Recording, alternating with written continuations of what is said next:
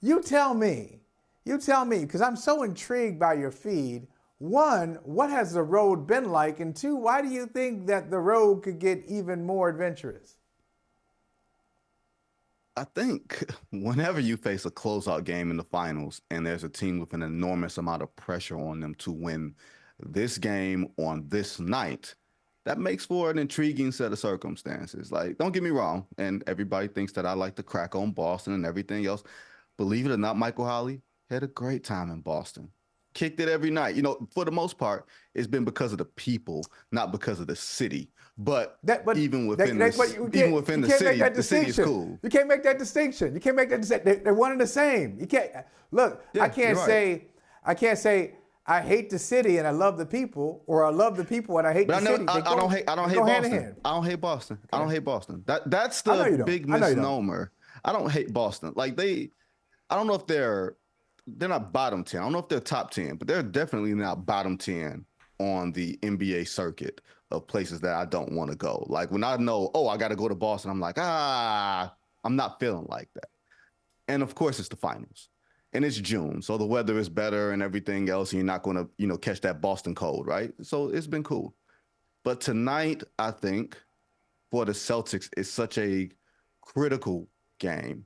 The longer this goes, as far as not just the series, but tonight, the longer the night goes, right? The butt cheeks get tighter, baby. You know what I mean? If you're not blowing them out, if you're only up by 6 and you keep trying to push it and you can't push it to 12 and you can't push it to 15, but you're in that sort of strike zone where, 2 Luka threes or 2 Kyrie threes can make a difference. Yeah, it makes things very, very interesting. And as far as the flights, you're absolutely right. I will have a flight scheduled to go home in the morning, and I will have a flight scheduled to go to Dallas in the morning. The game will decide where I'm going. You know what I mean? And look, part of me says this, and I'll be perfectly honest here. Part of me says this. An Eastern Conference team has not swept a Western Conference team in the NBA Finals since my bad boy Detroit Pistons swept the Lakers in '89, right? Wow. There have been plenty of lopsided series. It tends to happen. Remember, the Super Bowl used to be really lopsided every year for like maybe 15 years or so. Last year was kind of lopsided, and Denver finished off the Miami Heat in 5 games, and it was kind of, when you look back on it, you're like, oh, okay, it made sense. I don't think that Boston feels this enormous pressure, but I feel like it's starting to build just a little bit. You don't want to give Luka more time. You don't want Kyrie to break out of this sort of Boston malaise that whatever happens when he walks into the building, you know what I mean? He just all of a sudden starts, seeing the ghost of Celtics past and, forgets that he's Kyrie Irving. But I just think tonight is going to be one of those loose and free games for the Dallas Mavericks. And it's going to be one of those, the air is a little bit tighter for the Celtics. The Celtics should win. They're the better team. A lot of us want to go home. You know what I mean? But at the same time, Michael Holley, these things are tricky. A lot of us want to go home. I'm laughing because the ghost of Celtics past and the ghost of Celtics present too. They're ghosts. There are lots of ghosts everywhere on a bunch of different levels. On a bunch of levels, but I will say, in your example of Celtics up by 6, butt cheeks start to get a little tight. I think Texas butt cheeks get tight, not Dallas ones, because if you're up by 6, cheeks. Okay? Cheeks. All right, cheeks. Okay, all right. Whatever cheeks. Get more cheeks. All right, everybody starts to get tight, whatever it is. If you're trailing the series 3-1, I'll tell you who's tight. The team that's trailing 3-1. Now, it feels like it should be you because of what happened on Friday night. Everybody in Boston was ready on Friday night. Oh, it's going to be something. It's a shame they're not closing it at home, but everything is, looks like all signs point to the Celtics, finishing this thing off. Every street teams were ready. Police officers were ready. Newscasts were ready. Everybody was ready. Plans. Hey, Friday night, I got my schedule clear, like around 11:15.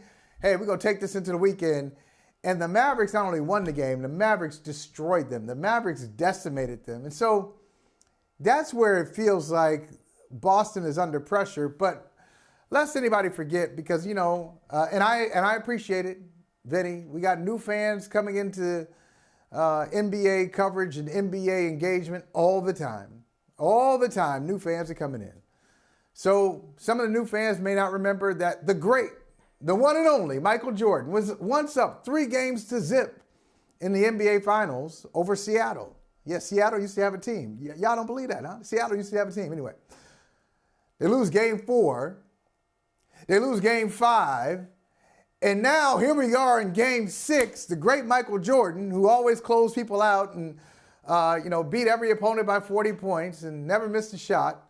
I'm being sarcastic, but yeah, they finally closed it out after their city got ready to. Hey, we're gonna do it in Game 4. We're gonna do it in Game 5. Here we are in Game 6. So when you're up 3-0, you have the leeway to kind of suck for a night or maybe even a couple of nights before you get the job done. I don't expect them to suck tonight, but I do give credit to Dallas, believe it or not. I give credit to Dallas for displaying some things in Game 4 that I didn't see in other parts of the series. And let's start with this. Let's start with Luka. Luka just kind of minding his business. Luka playing defense, like Luka playing real defense. Real defense. The entire game, being engaged on defense the entire game, being locked in, not talking trash to the officials. Luka heard the call. Luka heard the call out, and he responded. I thought he did very well. And look, those Dallas Mavericks are good enough. The ones that beat you in Dallas are good enough to beat you in Boston in Game 5 and send this thing back to Texas. Oh, he's definitely good enough. And if you look at some of the metrics, some of the numbers, it feels like Dallas has gotten better every game. You got blown out in Game 1, you lose close in Game 2, you lose close in Game 3, and then you finally sort of lift the top off and you start hitting everything. Your defense sort of gets a hold of that Boston offense and their ball movement, and you kind of feel like if we stay out of foul trouble, if we stay in front of these guys for an extra step, maybe we can make them think. Part of me also says, like you, when the team is up 3-0, they have the right to take a game off, and that's what the Celtics did. I will say this as a caveat. Like you mentioned the 96 Bulls and going up 3-0 on the Sonics. The difference in that series was they lost games 4 and 5 in Seattle because the setup was 2-3-2, right? A note that the NBA should be willing to go back to. You should go, if it was a 2-3-2 in this series, we would have had a game yesterday because you wouldn't need the extra travel day, right? We could have had a Father's Day, Sunday night game. Instead, we got to play a game on Monday because the NBA wants to go 2-2-1-1-1 because they want to make us change planes. All right, cool. But but I will say this. Boston, as I said the last time we were on here, I think Boston is definitively the better team. Luka Doncic is the best player in this series. If Jason Tatum and Jaylen Brown, and I wrote a story yesterday, Michael, talking about what it means to be a Celtic, like how much pressure it is.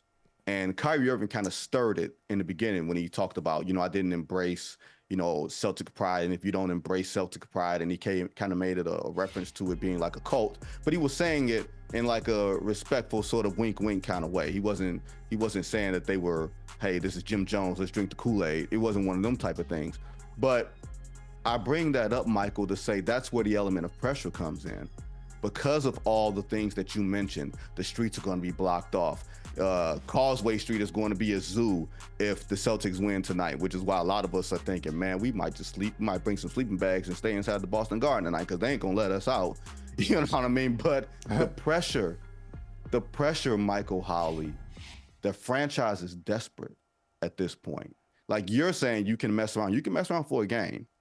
You can't mess around for 2. You can't give away 2 games in the NBA Finals because then you're playing with something. And Boston's not that good where they can afford to let go of the rope, drop another game, go to Dallas. Then we're really talking about something that's really perilous. You know what I mean? And you don't want to have to come back to a Game 7 in your building after losing 3 games in a row. Like at some point it's going to happen. At some point, some team, and I think it's going to happen in our lifetime, some team will come back from a 3-0 deficit to win a significant playoff series. It you will just hope it doesn't happen to you. You hope it doesn't happen to you. It better not be you. Mm-hmm. It better not be you. Hey, look. You know what it's like. You in school. Your parents tell you, look, I don't care what what Johnny and David over there doing. Don't let that be you. Don't let that be you. You were in my house. You were in my house the last couple of weeks. Hey, my friend got a 67. Listen, that ain't my problem. Okay, I don't care what your friend got on the test. Your friend got a 67, so don't try to tell me, well, my friend got a 67, so my 78 looking pretty good. No, your 78 does not look good. Okay, the 78's not good. I don't care what your buddy did. This is about what we expect, the standard right here. So yeah, you are speaking my language. Absolutely, and there's more. I don't want to get into all this. Now you got me all distracted. Now I'm thinking. Parenting by Michael Holley. Hey, Michael Holley and many others. There's some parents out there like, yeah, I know what you're talking about. They try to deflect. They try to take it over here. The conversation's over here. They try to bring it over there and tell you what everybody else is doing. It better not be you, Boston. Hey, thank you for watching Brother from Another. If you haven't hit that subscribe button, go ahead and do that now. Don't forget, you can catch us 3 to 4 weekdays on PeacockTV.com and on Sirius XM Channel 85.